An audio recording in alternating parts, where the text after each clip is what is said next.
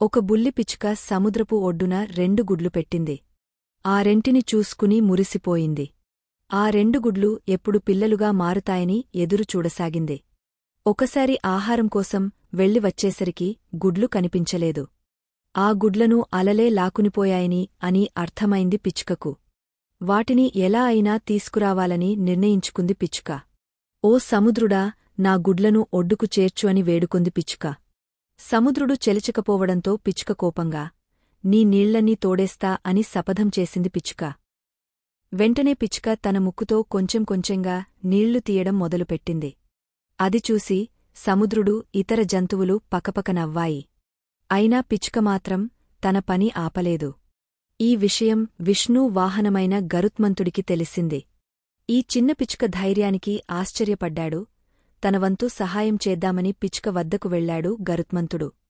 పిల్లల కోసం సముద్రుడితో తలపడుతున్న నీ ధైర్యానికి మెచ్చాను.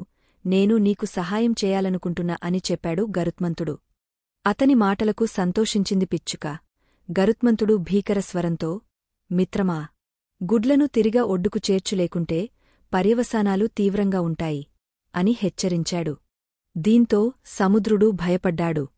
గరుత్మంతుని తరపున విష్ణువే యుద్ధానికి వస్తే తన పని అయినట్టే అని అనుకుని దాచిన గుడ్లను మెల్లగా ఒడ్డుకు చేర్చి పిచ్చుకను క్షమాపణ కోరారు.